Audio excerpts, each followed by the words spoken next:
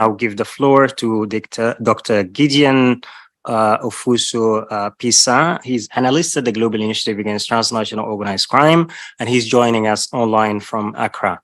Dr. Gideon, you have the floor. Thank you very much. Please, can you show us the next slide? Good. So I'll be speaking on border security and how it links to trafficking, gold trafficking, and other forms of trafficking, and then the issue of fragility, and then violence extremist activity.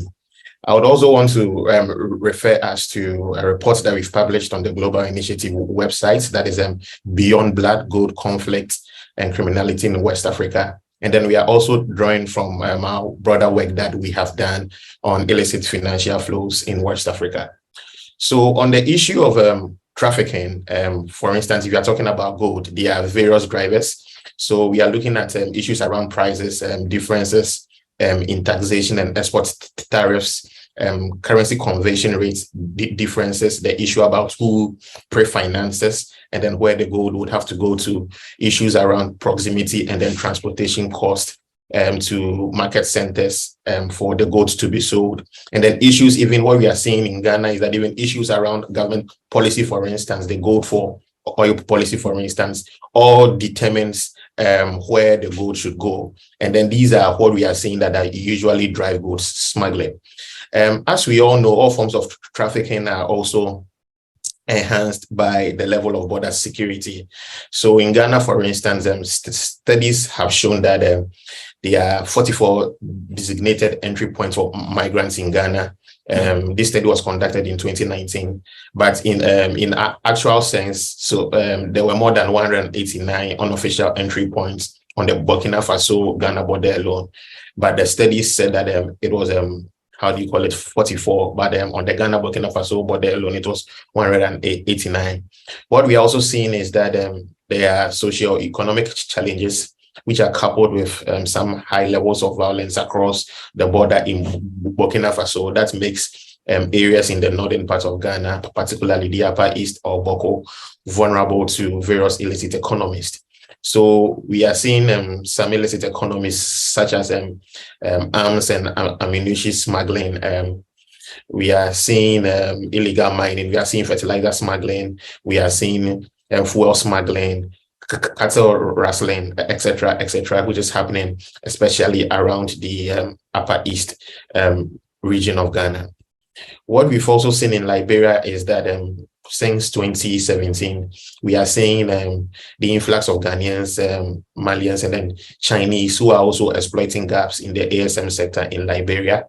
And then what happens is that they enter through these porous borders, which are usually unmanned with the help of Liberian nationals, and then they work in the ASM subsector.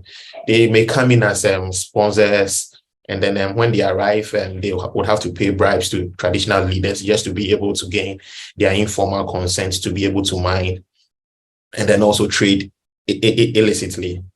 We see that there is also weakness in border control. So what we see is that even in the height of the COVID-19 pandemic between 2020, so for 2020 to 2021, what we saw is that there was continuous cross-border flows of gold.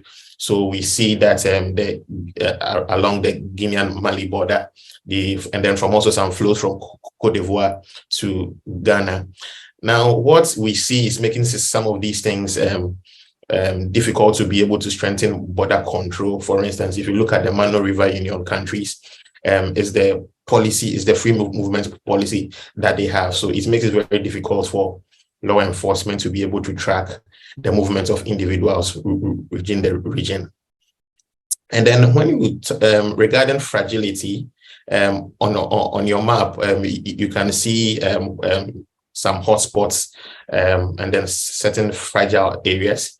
So in Niger and then Mali in 2017, what we witnessed was the border strip around Tillaberi and then the Tahar regions in Niger and then the Menaka region in Mali experienced one of the most intense forms of intercommunal conflicts. And then amongst these, the pastoral committees that they have. And then in 2019, it further escalated And then when Niger outsources security in the border area to a Malian-based self-defense group. What we are also seeing in Cote d'Ivoire is that the area around the Como National Park is also a point of vulnerability. The park is known to have significant gold reserved, but on the Ivorian side of the border, there has been some spate of attacks on military posts since 2020, including those located in Kafolo and Kolobogu.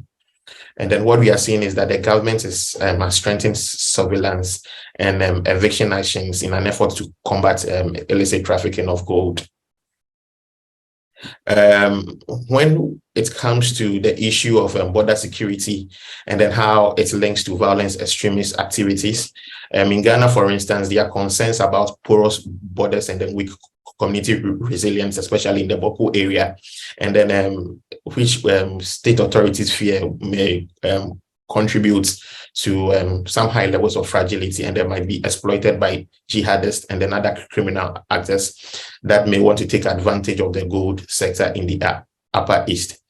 In Burkina Faso, we see jihadist groups are controlling gold sites, especially in northern Burkina Faso, in the areas of Kusurugu, where we know they are under jihadist control. In northern Mali, we also see the same thing, that several gold mine sites in Kidal and then the Gao regions are also controlled by the CMA, which are elements of JNIM. And then what they do is that they take some unofficial taxes from miners so that they can access various locations, so that they can also provide them with security in turn.